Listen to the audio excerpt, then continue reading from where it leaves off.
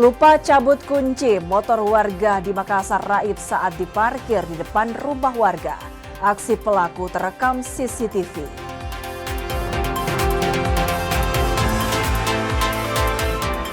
Kebakaran hutan dan lahan terjadi di sejumlah wilayah Indonesia. Asap pekat beracun mengancam kesehatan warga.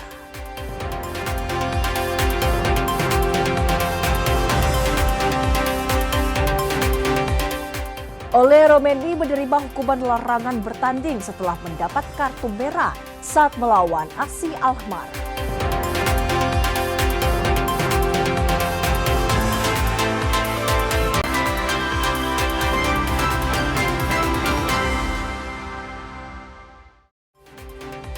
Selamat pagi saudara, apa kabar Anda hari ini? Senang sekali saya Wafik Asisa kembali menyapa Anda dalam program Kompas Pagi di Kompas TV, independen terpercaya.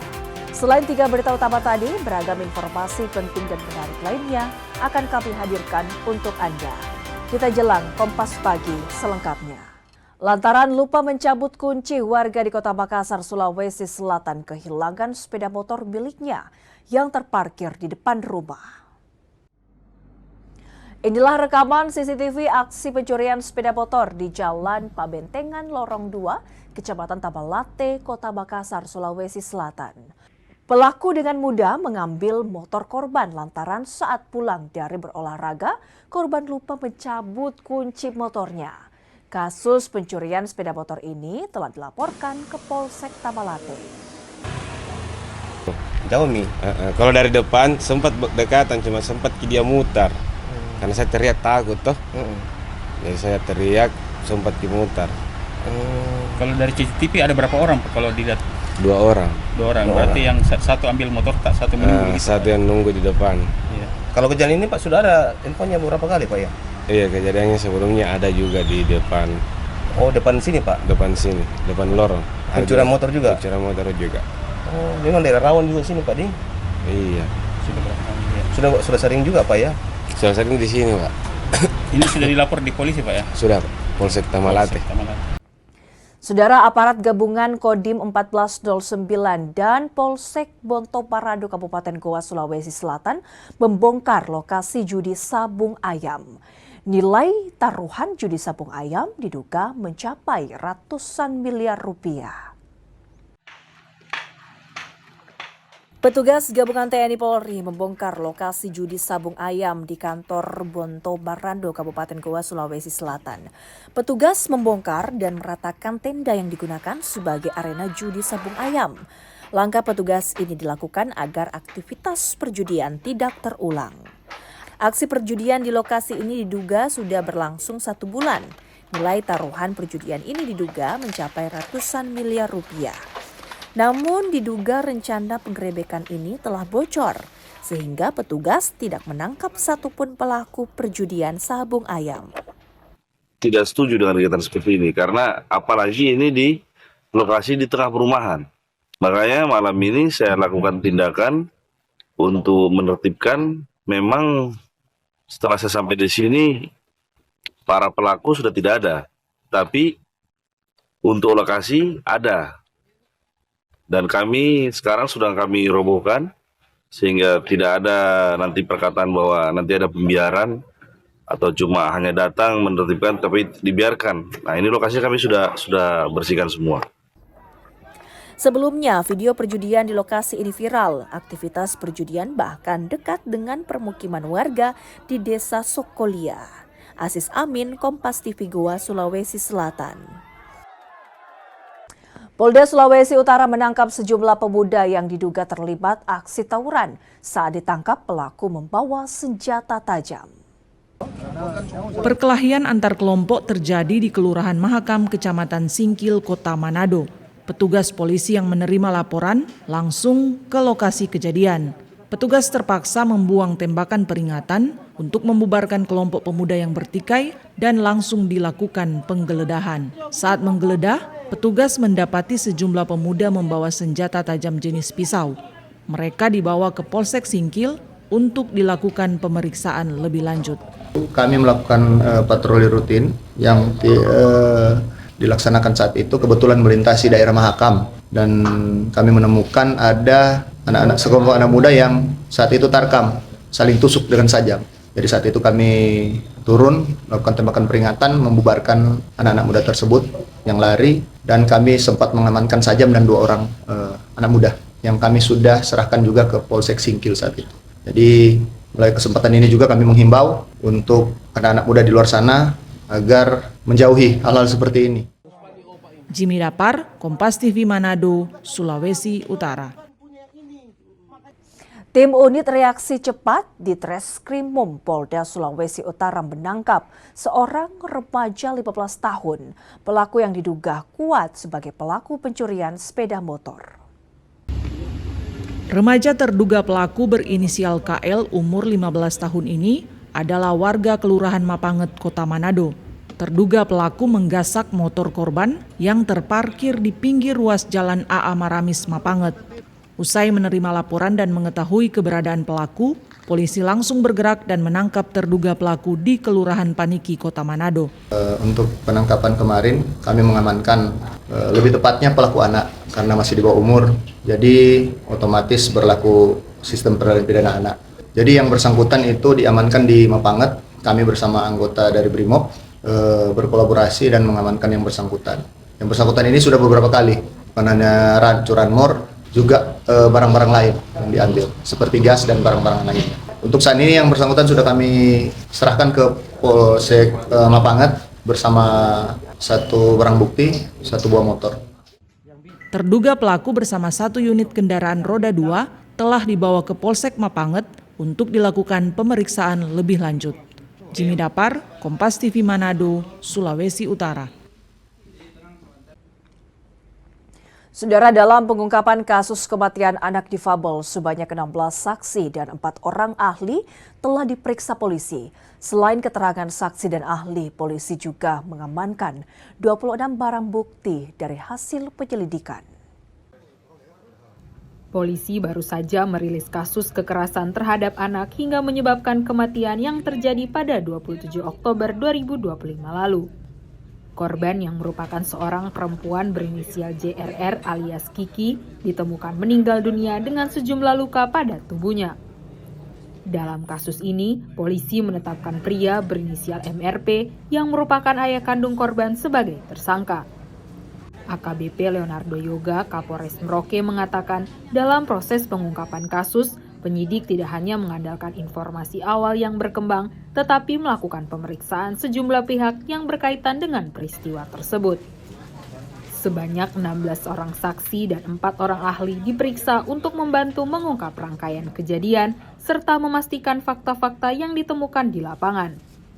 Selain keterangan para saksi dan ahli, penyidik juga melakukan pemeriksaan TKP serta sejumlah barang bukti yang ditemukan dan diamankan.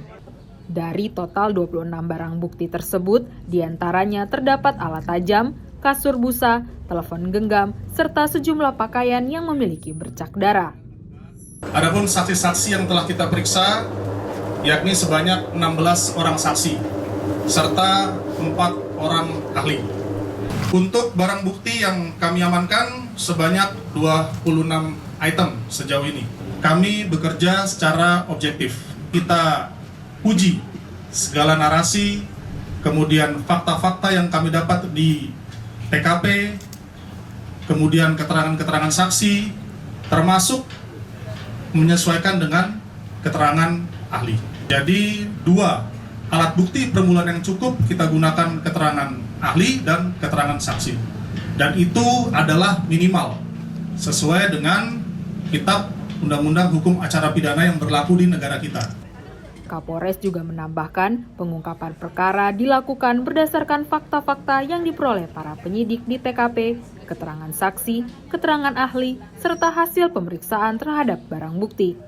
Pihak kepolisian masih terus melakukan pendalaman terhadap kasus ini guna mengungkap secara utuh fakta serta rangkaian peristiwa yang menyebabkan korban meninggal dunia.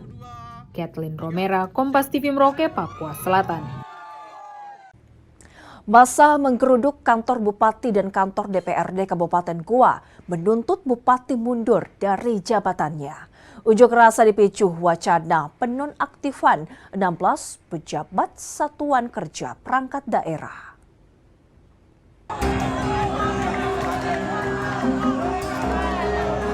Warga dan aparatur sipil negara beramai-ramai menggeruduk kantor Bupati dan kantor DPRD Kabupaten Goa, Sulawesi Selatan Senin pagi. Mereka menuntut Bupati Goa Husnia Talenrang mundur dari jabatannya. Unjuk rasa itu dipicu wacana penonaktifan 16 pejabat satuan kerja perangkat daerah oleh Bupati. Marah karena tak ditemui oleh Bupati maupun anggota Dewan, massa pun nyaris menerobos ruang kerja Bupati. Hari ini teman-teman masyarakat Goa kemudian hadir menuntut untuk Bupati Goa segera mundur dari jabatannya. Ini juga berkaitan dengan ada kemarin penonaktifan kepada teman-teman OPD atau kepala dinas, bahkan sampai sekda yang kemudian mengaktifkan dengan tanpa langkah-langkah prosedural, langkah-langkah administrasi yang sesuai dengan regulasi yang ada. Setelah kondisi sempat tak terkendali, Bupati Goa Husnia Talenrang menemui massa. Ia menjelaskan tak ada penonaktifan 16 pejabat SKPD. Yang ada hanya 7 orang yang diberhentikan sementara, termasuk Sekretaris Daerah Andi Aziz Peter. Hal senada pun disampaikan oleh pelaksana tugas Sekda Kabupaten Goa, Firdaus. Isu-isu mengatakan ada 16 yang ditunjukkan itu benar. Nah, karena itu baru 7 yang sudah diserahkan ke SKPD. Itu pun bukan donjol, bukan hati, itu pemberhentian tugas sementara. Saat ini Bupati Goa Husnia Talenrang menjadi terperiksa dalam pansus hak angket DPRD Goa yang merekomendasikan pemakzulan. Sementara masa pengunjuk rasa telah membubarkan diri sekitar pukul 5 sore WITA. Namun mereka berjanji akan kembali berunjuk rasa Rabu mendatang. Asis Amin, Kompas TV Goa, Sulawesi Selatan.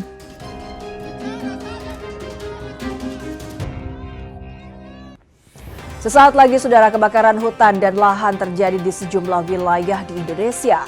Asap pekat beracun mengancam kesehatan warga. Informasinya akan kami hadirkan usai jeda berikut ini.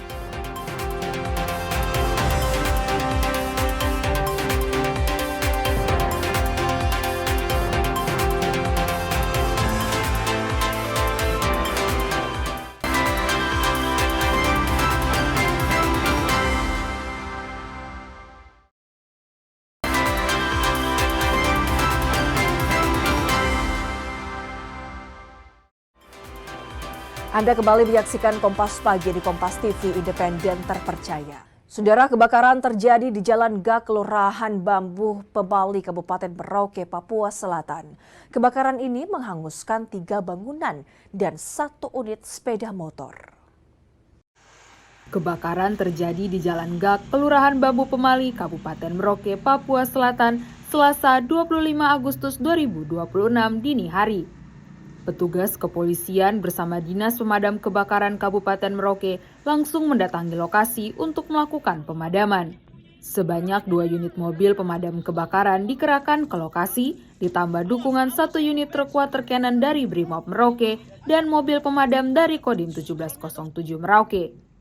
Setibanya di lokasi, petugas langsung melakukan pemadaman sekaligus mengamankan area sekitar tempat kejadian perkara guna mencegah api meluas dan memastikan keselamatan warga. Petugas membutuhkan waktu kurang lebih 1 jam untuk memadamkan kobaran api. Dalam kejadian ini, sebanyak 3 unit rumah atau bangunan dilaporkan terbakar, serta 1 unit sepeda motor. Kerugian material sementara diperkirakan mencapai sekitar 1,5 miliar rupiah. Hingga proses pemadaman selesai, tidak terdapat korban jiwa maupun korban luka dalam peristiwa kebakaran tersebut. Sekitar pukul 02.50 WIB telah terjadi kebakaran di Jalan Gak, Kelurahan Bampel, Kabupaten Merauke, Provinsi Papua Selatan. Akibat kebakaran tersebut, 3 bangunan dan 1 unit sepeda motor hangus terbakar. Berkat respon cepat, Pamapta Polres Merauke bersama piket fungsi dan Satuan Brimob Merauke dapat memadamkan kebakaran yang terjadi di Jalan Gak tersebut dengan bantuan 2 mobil damkar dari Dinas Pemadam Kebakaran dan 1 unit mobil damkar dari Kodim 1707 Merauke. Menurut keterangan saksi, api diduga pertama kali terlihat dari arah tiang listrik yang berada di belakang salah satu warung atau kedai. Kemudian api dengan cepat merembet ke bangunan sekitarnya. Hingga kini, pihak kepolisian masih melakukan penanganan lebih lanjut untuk memastikan penyebab pasti kebakaran. Tim Liputan Kompas TV Merauke, Papua Selatan. Kebakaran lahan kosong terjadi di Kota Makassar. Petugas damkar pun diterjunkan untuk memadamkan kobaran api. Kebakaran lahan ini terjadi di Jalan Tamalan Rea, Kota Makassar, 24 Agustus 2026 malam. Api dengan cepat membesar dan merambat lantaran kondisi rumput yang kering akibat musim kemarau. Pemadam kebakaran pun dikerahkan untuk memadamkan kobaran api. Butuh waktu 20 menit untuk memadamkan api dengan mengkerahkan 4 armada.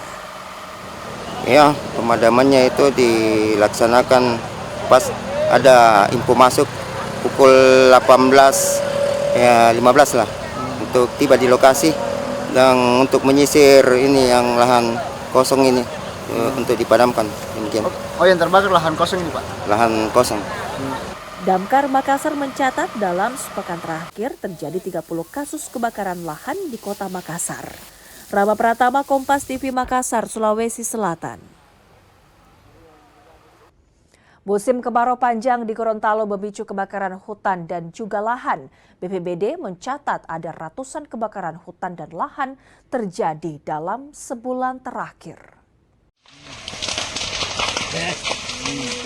Musim kemarau panjang yang terjadi menambah kerentanan terjadinya kebakaran hutan dan lahan atau karhutla di Gorontalo. Dari data BPBD, sudah ada ratusan kebakaran lahan yang terjadi dalam kurun waktu Juli hingga pertengahan Agustus.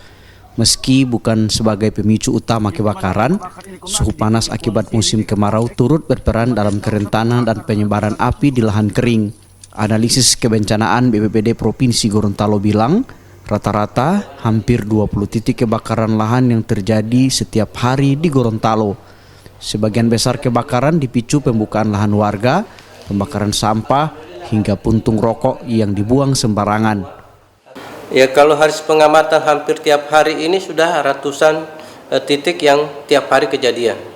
Nah, ini hampir rata-rata itu yang sesuai dengan informasi titik panas dari BMKG itu hampir rata-rata 20-an titik panas setiap hari.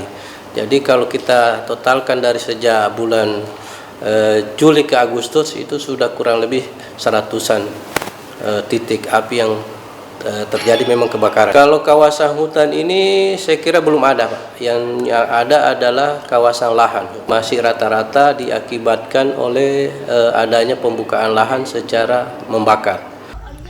BPBD menghimbau masyarakat agar lebih memperhatikan hal-hal yang bisa memicu terjadinya kebakaran lahan. Fikar Buntuan, Kompas TV Gorontalo. Kebakaran hutan dan lahan di sejumlah wilayah Indonesia kian merajalela.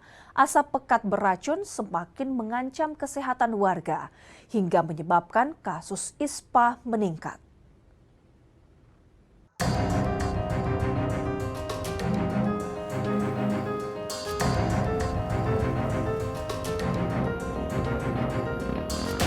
Dua pekan sudah kasus karhutla merajalela di sejumlah wilayah di Indonesia. Di tengah ancaman kesehatan akibat kepungan asap pekat, warga tetap harus beraktivitas. Siswa di Banjarbaru misalnya, yang tetap berangkat ke sekolah di tengah terpaan kabut asap. Orang tua yang mengantar anaknya ke sekolah pun mesti memperlambat kecepatan kendaraan untuk menghindari resiko kecelakaan karena jarak pandang yang terbatas. Masker pun jadi pakaian wajib untuk mengantisipasi resiko kesehatan. Sementara di Pontianak, para guru SD 31 Pontianak Barat tetap datang ke sekolah, meski kegiatan belajar mengajar dilakukan secara daring. Di SD Negeri 31 Kecamatan Pontianak Barat, karena hari ini didaringkan, untuk jadwalnya masih sama seperti biasa. Kabut asap yang ada di taraf budaya ya kota Pontianak ini udah bahaya. Kalau untuk guru-guru ya Bang, memang ada yang batuk dari beberapa minggu yang lalu, memang ada yang batuk, pilek juga. Dampak kabut asap akibat kebakaran hutan dan lahan di Banjarbaru, Kalimantan Selatan dirasakan langsung oleh warga yang menderita sakit asma. Noradiah, perempuan 30 tahun ini hanya bisa mengandalkan obat dan inhaler untuk meredakan sesak nafasnya. Kalau menghirup kabut asap tuh rasa nyesek gitu, nah kada bisa tidur, jadi tidurnya tuh sambil duduk aja, paling kayak gini nah, ikuti bantal kayak gitu aja, kadang nggak bisa rebahan gitu nah. Jadi kalau udah nyesak pakai ini, kalau ini kada mempan baru obat yang ini. Pemerintah menetapkan 6 provinsi di wilayah Kalimantan dan Sumatera sebagai area prioritas utama dalam penanganan darurat kebakaran hutan dan lahan, yakni Provinsi Kalimantan Barat, Kalimantan Tengah, Kalimantan Selatan, Riau, Sumatera Selatan, dan Jambi. Kementerian Kesehatan juga mencatat lebih dari 3 juta warga di 37 kabupaten dan kota terpapar langsung kabut asap per Agustus 2026. Di antaranya Provinsi Jambi, Riau, Sumatera Selatan, Kalimantan Barat, Kalimantan Tengah, Kalimantan Selatan, dan Kalimantan Timur. Kementerian Kesehatan juga menyatakan kasus infeksi saluran pernapasan terus meningkat di sejumlah wilayah tersebut. Saat ini tercatat 3.289.931 jiwa penduduk terdampak di 39 kabupaten kota, dengan titik populasi tertinggi berada di kota Banjarbaru, Kalsel sebesar 1,34 juta jiwa dan Kabupaten Kapuas, Kalteng sebesar 420.000 jiwa. Polri telah menetapkan 72 tersangka dugaan tindak pidana kebakaran hutan dan lahan berdasarkan laporan dari 9 Polda seluruh wilayah Indonesia. Polri berjanji menindak tegas pembakar hutan dan lahan termasuk korporasi besar. Jumlah tersangka kurang lebih yang sudah ditetapkan adalah 72 orang tersangka perorangan. Setelah tadi ada hotspot, kemudian dicek, ternyata benar ada kebakaran, dan kebakaran itu patut diduga adanya kesengajaan. Kami akan kejar sampai orang yang menerima keuntungan atas pembakaran tersebut. Pemerintah juga mengungkap ada 4 korporasi yang diduga terlibat karhutla di Kalimantan Barat. Tadi dilaporkan ada 4 korporasi yang sedang dalam proses penyelidikan ya. Di dalam 2 rapat koordinasi tadi itu menjadi salah satu penekanan dari Bapak Presiden dan kita semua bahwa bila mana ditemukan ada tindak-tindak pidana yang memang itu melanggar dan menyebabkan terjadinya kebakaran, itu harus ditindak baik perorangan maupun korporasi-korporasi maupun individu-individu atau siapapun yang memberikan arahan atau perintah untuk melakukan pembakaran atau melakukan pembukaan lahan dengan cara membakar. Kesigapan negara menanggulangi bencana kebakaran hutan dan lahan dinanti masyarakat. Pemerintah mesti berpacu dengan waktu menghentikan api karhutla demi menyelamatkan banyak nyawa yang terancam. Tim Liputan, Kompas TV. Sesaat lagi saudara, dampak kemarau kian dirasakan warga di Kota Makassar. Warga mulai alami krisis air bersih. Informasinya akan kami hadirkan usai jeda berikut ini.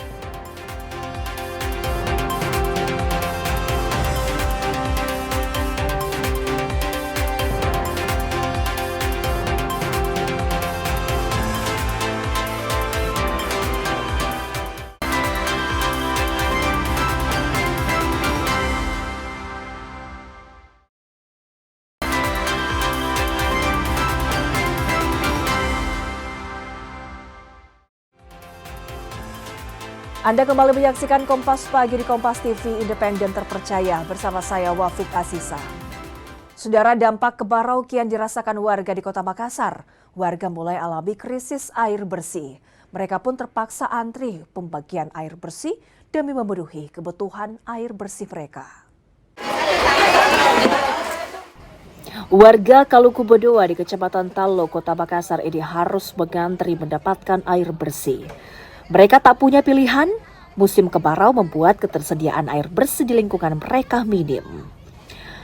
Bantuan air bersih semacam ini jadi salah satu penolong warga, apalagi krisis air bersih kerap dirasakan warga saat musim kemarau. Kesulitan air bersih pun kian bertambah. Ada 2 RT yang sangat-sangat membutuhkan air bersih. Memang kami kering di sini dari kebutuhan air bersih. Kalau untuk air bornya itu memang ada bantuan sedikit dari air bor, tapi yang kami butuhkan itu siap konsumsi. BPBD Kota Makassar mencatat di lokasi ini terdapat 3.810 jiwa orang yang membutuhkan air bersih siap konsumsi. Setiap hari petugas mengirim 5.000 liter kepada warga. Sejauh ini yang paling banyak jumlah jiwanya. Mbak, dalam satu hari berapa kali menyalurkan air bersih? 2 kali sesuai dengan titik yang ditentukan. Ini air siap pakai atau seperti apa, Mbak? Air siap pakai, karena ini air dari PDAM. Oh, berarti bisa dipakai juga buat minum, Mbak? Ya, bisa. Warga berharap agar kekeringan ini segera berakhir dan kebutuhan air bersih warga kembali terpenuhi. Rama Pratama, Kompas TV, Makassar, Sulawesi Selatan. Saudara, melalui program Manunggal Air, 2 dusun terpencil di Kabupaten Parigi Motong kini memiliki sumur bor. Bantuan ini menjadi oase di tengah ancaman krisis air bersih ketika musim hujan dan banjir tiba. Melalui program nasional TNI Angkatan Darat bertajuk Manunggal Air, masyarakat di desa terpencil ini akhirnya bisa menikmati akses air bersih yang layak. Pangdam 23 Palakawira, Majen TNI Jonathan Binsar Sianipar bersama rombongan turun langsung ke lokasi untuk meninjau hasil pembangunan sumur bor tersebut. Bukan tanpa alasan, bantuan air bersih ini sangat berarti karena telah dinantikan warga sejak 40 tahun silam. Sebelumnya, masyarakat hanya mengandalkan aliran air sungai untuk kebutuhan sehari-hari. Kondisi kian sulit saat hujan deras tiba. Aliran sungai keruh dan banjir membuat warga sama sekali kehilangan air bersih. Sekitar 40 tahun, masyarakat kami yang ada di Dusun 3, Dusun 4 ini sangat membutuhkan sekali air bersih. Jadi, dengan adanya air bersih ini, masyarakat kami cukup bersyukur sekali karena adanya bantuan ini. Syukur alhamdulillah kami diberikan bantuan ini. Kami akan pergunakan dengan baik karena masyarakat Dusun 3 dan Dusun 4 ini selama ini kalau waktu hujan, waktu banjir, mereka itu sudah minum air yang keruh. Dengan pipa sedalam 64 meter, air bersih dan jernih kini sudah dapat dimanfaatkan masyarakat. Saat ini, proses finishing dan konstruksi penggunaan air masih terus dipekerjakan secara gotong royong antara prajurit TNI dan masyarakat sekitar. Di sini kita mendapatkan bantuan sumur bor, ya lengkap dengan perlengkapan airnya. Nanti kita di sini akan kita serahkan kepada masyarakat. Ya, perlu kita ketahui di sini kalau masyarakat sekitar ini memang sudah lama merindukan air karena memang mereka terbiasa menggunakan air sungai. Sehingga pada saat mendapatkan usulan, kita usulkan ternyata mendapatkan bantuan hingga kita bangun di sini. Nah, memang beberapa kendala di sini ya karena kebutuhan air itu yang sangat-sangat vital untuk masyarakat. Bantuan sumur bor dengan debit air melimpah ini siap menjadi oase kehidupan bagi 420 jiwa atau 106 keluarga yang tersebar di Dusun 3 dan Dusun 4 Desa Sibalago.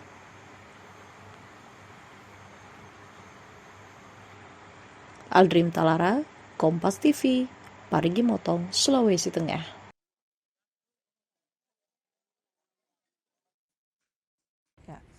Sejumlah titik di Kota Manado mengalami kekeringan dan krisis air bersih. Sumber air warga mengering. Warga pun meminta pemerintah Kota Manado menyalurkan bantuan air bersih. Kemarau panjang yang terjadi sejak bulan Juli mengakibatkan kekeringan dan krisis air bersih terjadi di sejumlah titik di Kota Manado, Sulawesi Utara. Dampaknya, berbagai kebutuhan warga seperti memasak, mandi, hingga mencuci pakaian menjadi terganggu. Tak hanya kebutuhan harian, lahan pertanian warga juga turut terdampak. Sejumlah tanaman mengering dan mengalami gagal panen. Warga berharap pemerintah dapat mendistribusikan pasokan air bersih guna membantu warga selama musim kemarau berlangsung. 3 lebih bang, 3 bulan lebih. Seboleh berapa Bu? 3 bulan lebih. 3 bulan lebih. Ini apa yang jadi terganggu di aktivitas sehari-hari Bu? Masak, air minum, minum, mandi. Ada harapan apa pemerintah? Dan sampai ke depannya masih ada bantuan air.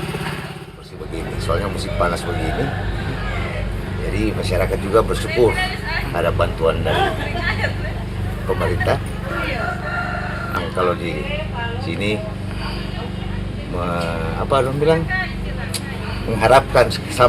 mengharapkan sekali supaya air dapat masuk terus ke daerah Padi kedua sini.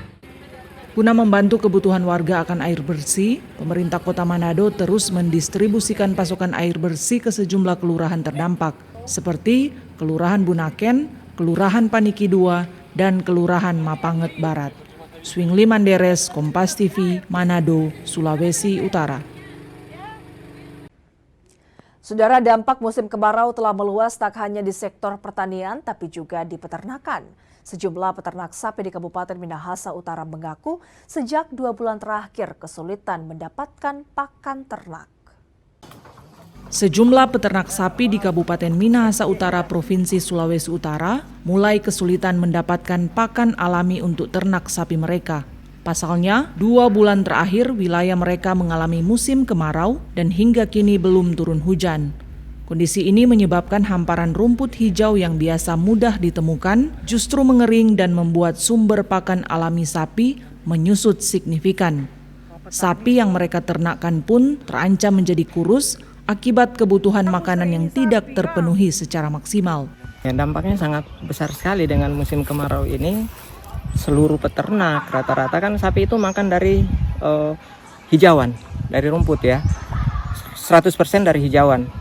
Beda dengan ternak kandang, kita dengan ada bahan-bahan makanan lain. Tapi karena di sini kita pakai hijauan, makanya berdampak sekali. Kita biasanya dia hijauan, sekarang udah tandus. Sudah berapa lama ini Pak? Ini sudah masuk berlangsung ke 2 bulan yang tandus begini ya, sudah kering begini. Rumput-rumput udah nggak ada hijauan. Pak, jadi sapi-sapinya bagaimana sekarang ya, untuk memenuhi makannya? Untung ya kita di sini ya, kita kan masih ada untungnya, ada air. Jadi dibantu dengan air campur garam untuk minumannya. Sekarang kasihan kurang jauh potong batang pisang, lengkali potong pohon kayu cabang-cabang saya makan. Kung bawa di pinggir kuala. Oke. Pak, ada penyusutan berapa persen dampak dari kekeringan ini terhadap pemenuhan makan sapi-sapi ini? Sudah masuk 95%. Tinggi, pokoknya setengah mati dengan orang yang punya sapi. Jadi sekarang Bapak kasih makan sapi dengan strateginya seperti apa? Itu yang tadi itu, cuma kasih makan batang pisang. Oke. Batang pisang kong potong, baru kasih ke sapi, teto-teto, taruh garam. Bapak. Di tengah tantangan ini, para peternak menerapkan strategi mencari sumber pakan alami lainnya, seperti batang pisang yang dicincang untuk menjadi tambahan makanan harian agar nutrisi sapi tetap terjaga. Strategi lainnya, petani menyiapkan air yang dicampur dengan garam untuk diminum sebagai alternatif pemenuhan kebutuhan pakan. Meski telah mencoba beberapa cara, peternak mengaku pasokan pakan alami masih terbatas dan khawatir kondisi kemarau ini masih terus berlanjut. Petani berharap hujan bisa kembali turun secepatnya. Diketahui, peternak sapi di wilayah Kecamatan Wori, Kabupaten Minahasa Utara ini terbiasa memberi makan ternak sapi mereka dengan rumput segar dan dedaunan pohon sebagai pakan utama. Peternak di wilayah ini tak terbiasa memberikan pakan tambahan di luar makanan alami tersebut. Yanemi Kesingal, Kompas TV, Minahasa Utara, Sulawesi Utara. Saudara, di tengah meningkatnya harga komoditi pangan akibat musim kemarau, ada warga Kota Manado yang memanfaatkan halaman belakang rumahnya untuk menanam berbagai jenis sayuran dan bumbu dapur secara mandiri. Pertanian sederhana ini jadi solusi memenuhi kebutuhan harian dan menekan pengeluaran. Berbekal pengetahuan yang dipelajarinya secara otodidak melalui internet, Wenry Tuwonusa, warga Tuminting, Kota Manado, berhasil mengubah halaman belakang rumah yang sebelumnya tidak dimanfaatkan menjadi lahan pertanian sederhana. Berbagai jenis tanaman seperti cabai rawit, tomat, hingga sayur mayur ini kini tumbuh subur di lahan tersebut.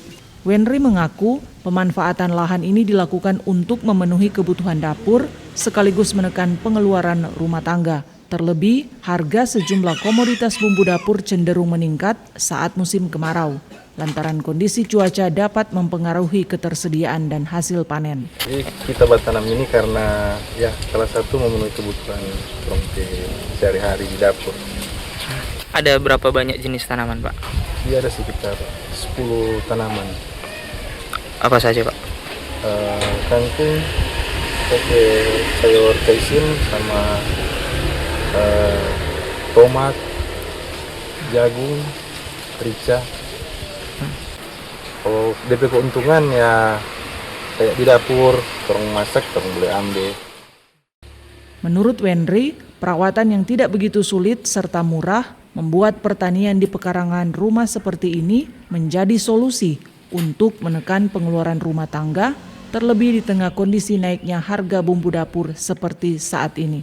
Swingly Manderes, Kompas TV, Manado, Sulawesi Utara. Sesaat lagi, saudara, jembatan gantung jadi penyambung urat nadi perekonomian serta mobilitas warga di pelosok Parigi Motong. Informasinya akan kami hadirkan usai jeda berikut ini.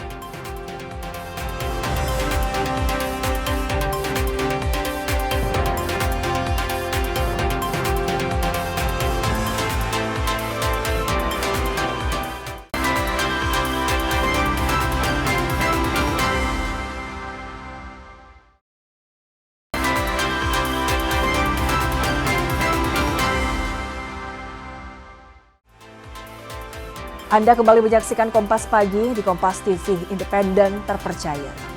Saudara, Menteri Agama Nasaruddin Umar resmi membuka Musabaqah Tilawatil Quran atau MTQ ke-8 Kopri tingkat nasional tahun 2026 di Kota Makassar. MTQ kali ini digelar di 2 daerah dengan total peserta lebih dari 1.000 orang. Musabaqah Tilawatil Quran atau MTQ ke-8 Korps Pegawai Republik Indonesia tingkat nasional resmi digelar di Sulawesi Selatan.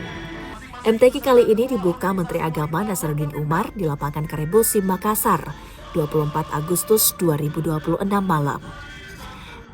MTQ Kopri 2026 di Sulsel ini jadi MTQ dengan partisipasi yang terbesar, di mana diikuti 117 hafilah dari 38 provinsi serta 79 perwakilan lembaga dan kementerian. JAK di hotel total mencapai lebih dari 1.100 orang dan 468 official. Korpri itu perlu juga disentuh dengan kekuatan-kekuatan batin spiritual. Terbukti bahwa kecerdasan spiritual itu mampu memberikan motivasi yang luar biasa, tapi juga sekaligus mampu memberikan keluhuran berpikir tidak macam-macam. Dan dengan demikian MTQ ini pasti sangat manfaat untuk pembinaan karir para anggota Korpri. MTQ Kopri akan dilaksanakan pada 24 Agustus hingga 30 Agustus mendatang. Pelaksanaan kegiatan dan perlombaan digelar di Kota Makassar dan Kabupaten Pangkep. Alif Tirtana, Kompas TV, Makassar. MTQ ke-8 Kopri tingkat nasional tahun 2026 ini tak hanya jadi salah satu yang terbesar, tapi juga dengan jumlah peserta terbanyak. Ajang 2 tahunan ini juga memberi dampak perputaran ekonomi bagi masyarakat. Musabaqah Tilawatil Quran atau MTQ ke-8 Kopri tingkat nasional jadi berkah tersendiri bagi tuan rumah, Kota Makassar dan Kabupaten Pangkep. Ajang 2 tahunan ini tak hanya jadi syiar keagamaan, tapi juga pendorong perputaran ekonomi bagi masyarakat. Yang hadir dalam rangka kegiatan MTQ ini, tentu ini merupakan berkah yang sangat besar buat warga Kota Makassar. Dengan hadirnya tamu-tamu ini, selain setiap hari akan memandangkan ayat-ayat suci Al-Quran, tentu dari sisi ekonomi juga akan memberi manfaat yang tidak sedikit bagi kota ini. Maka dari itu kami pemerintah Kota Makassar selalu harus siap menjadi tuan rumah yang baik, menjaga hospitality kami, memberikan pelayanan yang maksimal kepada tamu yang ada, dan berharap dengan kegiatan ini terus bisa memberikan tanda kepada Kota Makassar bahwa kota ini selalu siap menyelenggarakan event-event besar, baik skala lokal, nasional maupun internasional. MTQ ke-8 Kopri 2026 mengusung tema ASN Berakhlak Mulia Indonesia Tangguh. MTQ kali ini akan mempertandingkan 12 cabang lomba dan 36 nomor atau kategori. Arif Tirtada, Kompas TV, Makassar. Kita ke informasi selanjutnya, Saudara. Penjualan pernak-pernik Maulid Nabi di Makassar, Sulawesi Selatan laris manis. Pedagang mengaku dalam sehari bisa menjual hingga puluhan pernak-pernik Maulid Nabi. Pertengahan bulan Rabiul Awal dalam penanggalan Islam membawa berkah tersendiri bagi penjual pernak-pernik Maulid Nabi. Di bulan Maulid ini, banyak warga Makassar, Sulawesi Selatan yang menyerbu pernak-pernik Maulid untuk peringatan kelahiran Nabi Muhammad. Di pasar tradisional Terong Makassar, pernak-pernik Maulid Nabi seperti bunga male banyak diburu warga. Penjualan pun meningkat, bahkan hingga puluhan batang saat Maulid Nabi tiba. Ya lumayan Pak, lumayan laku lah ke hari Maulid tuh. Ya. Biasa orang ambil yang model seperti apa? Model kayak begini, ketupat. Oh, yang model ketupat. Iya, lebih bagus anunya, nggak kelihatan juga telurnya. Itu biasanya laku dalam satu hari berapa itu? Tergantung sih, kalau seumpama kayak membutuhkan memang bisa 20-30. Iya. Itu biasa dijual saat itu berapa? Bisa sampai 7.000. 8.000, bisa juga 5.000. Berarti omset sudah mulai meningkat nih? Iya. Penjualan pernak-pernik Maulid biasanya akan terus meningkat selama bulan Rabiul Awal atau sekitar 1 bulan ke depan. Rama Pratama, Kompas TV, Makassar, Sulawesi Selatan. Beragam tarian tradisional Sulawesi Selatan ditampilkan dalam pesta rakyat yang digelar warga di Makassar. Pesta rakyat memeriahkan HUT ke-81 kemerdekaan RI digelar warga Kelurahan Batua, Kecamatan Manggala, Kota Makassar. Dalam pesta rakyat ini dipentaskan beragam tarian tradisional khas Sulawesi Selatan. Tarian tradisional menjadi salah satu cara masyarakat untuk melestarikan budaya sekaligus memeriahkan momentum peringatan 17 Agustus.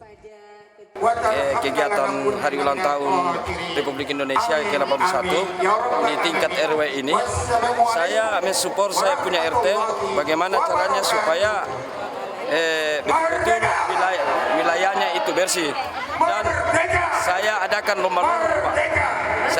lomba-lomba supaya para RT ini bagaimana caranya supaya betul-betul wilayahnya bersih dan dapat memilah sampah yang benar. Penantian panjang warga desa Nambaru untuk memiliki akses penyeberangan yang aman akhirnya terbayarkan. Jembatan gantung kini jadi penyambung urat nadi perekonomian serta mobilitas warga di pelosok Parigi Mautong. Hari Jumat 21 Agustus menjadi momen yang paling ditunggu warga desa Nambaru, Kecamatan Parigi Selatan. Sukacita mewarnai peresmian jembatan gantung perintis yang kini terbentang dan dikenal sebagai Jembatan Garuda. Jembatan ini hadir sebagai akselerator baru yang menghubungkan kawasan perkebunan dengan pemukiman, sekaligus membuka akses perekonomian warga Kabupaten Parigi Mautong. Sebelum jembatan ini berdiri, warga harus berjuang menyeberangi derasnya aliran sungai. Kondisi kian memprihatinkan ketika hujan deras. Aliran banjir membuat warga sama sekali tidak bisa melintas dan terpaksa terisolasi. Kalau ada banjir Pak, biasanya kendalanya kalau banjir cepat, mereka cepat pulang. Seperti itu. Mereka dulu kalau panjat kelapa Pak ya, buat kelapanya mereka pikul. Sekarang kasihan orang melalui ini ada jembatan ini, mereka sudah menaiki di kendaraan seperti motor, dorong bonceng, pakai karung. Lebih dari sekedar akses ekonomi, jembatan ini juga membawa angin segar bagi dunia pendidikan. Anak-anak sekolah kini tak perlu lagi bertaruh nyawa menerjang sungai demi menuntut ilmu. Tentu ini sangat dibutuhkan oleh masyarakat, terutama anak-anak sekolah dalam akses untuk ke sekolah dan juga untuk angkutan hasil bumi. Tidak harus lagi menunggu menyeberang jembatan, menyeberang air, menunggu banjir surut atau pada malam hari, ini semua bisa diakses. Dan semua program ini dikerjakan secara swakelola oleh Badan Kodim, ya. Jadi nanti bekerja sama antara prajurit dengan masyarakat sekitar yang ada di lokasi. Dan alhamdulillah saya dapat laporan tadi dari Pak Dandim, masyarakat di Desa Dambordi antusiasnya luar biasa, ya, luar biasa. Termasuk 1 minggu yang lalu kami ke Desa Baina Barat, itu sangat terpelosok dan masyarakat antusias karena mereka sangat merindukan jembatan ini. Tadi seperti Pak Dusun sampaikan sudah 10 tahun, di sana juga kemarin 10 tahun mereka menantikan jembatan ini. Dan ya kita berterima kasih kepada Bapak Presiden, Bapak Kepala Staf Angkatan Darat yang menginisiasi ini dan memprogramkan ini sehingga bisa memberikan manfaat yang sangat luar biasa buat anak-anak kita, buat masyarakat, untuk kegiatan ekonomi dan transportasi lainnya. Jembatan Garuda bukan sekedar besi dan tali baja, melainkan jembatan harapan bagi masa depan dusun terpencil di pelosok Parigi Mautong. Aldrim Talara, Kompas TV, Parigi Mautong, Sulawesi Tengah. Kita ke informasi lainnya, harga cabai di Pasar Tradisional Makassar, Sulawesi Selatan terus alami kenaikan. Harga cabai kini dijual Rp60.000 per kilogramnya atau naik Rp20.000 per kilogram.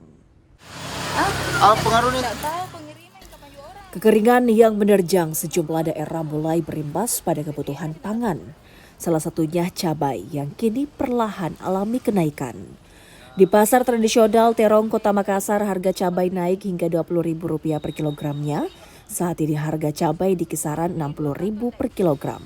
Mengalami kenaikan sekarang, bawang merah dari harga bisa diecer 35, sekarang jadi 40.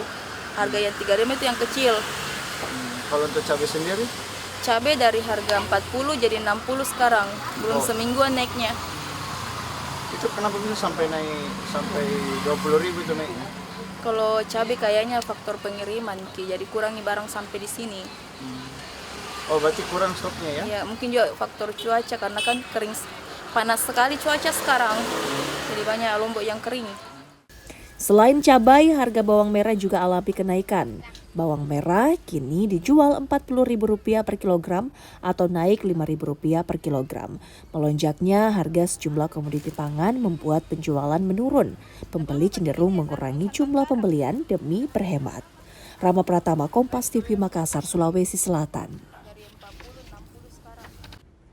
Pesawat tempur Sukhoi milik TNI Angkatan Udara tergelincir di lapangan udara Hasanuddin pada Senin siang kemarin. Pesawat diduga mengalami kendala saat melakukan percobaan penerbangan usai menjalani pemeliharaan tingkat berat. Kasus pesawat tergelincir kembali terjadi di Bandara Sultan Hasanuddin Makassar, Sulawesi Selatan. Setelah pesawat Sukhoi milik TNI Angkatan Udara, kini pesawat milik TNI Angkatan Laut yang tergelincir. Insiden terjadi di landasan pacu udara selatan atau runway 0321 pada Selasa siang. Video pesawat yang tergelincir di ujung landasan pun viral di media sosial. Berdasarkan video viral yang beredar di media sosial, memang benar telah terjadi kejadian tersebut di Bandara Sultan Hasanuddin pada pukul 11.25 di area landasan pacu utara selatan atau runway 0321. Personel bandara segera menuju ke lokasi untuk melakukan penanganan dan saat ini sedang dilakukan penanganan. Saat ini operasional bandara dan penerbangan tetap berjalan dengan lancar dan normal. Operasional penerbangan sendiri menggunakan landasan pacu timur barat atau runway 1331. Sehari sebelumnya, pesawat tempur jet Sukhoi milik TNI Angkatan Udara juga tergelincir. Insiden overrun pesawat tempur Sukhoi ini pun menarik perhatian warga. Kepala Dinas Penerangan TNI Angkatan Udara, Kadis Pedau, Marsikal Pertama TNI Ijoman Suwatyana, melalui rilisnya bilang pesawat Sukhoi Su-30 Mk2 tengah jalani tes flight usai overhaul atau pemeliharaan tingkat berat. Namun terjadi kendala teknis pada sistem pengereman hingga memicu kecelakaan. Tim Liputan. Saudara, informasi tadi sekaligus mengakhiri kebersamaan kita dalam Kompas Pagi di Kompas TV, independen terpercaya. Saya Wafik Asisah, mewakili seluruh kerabat kerja yang bertugas pamit.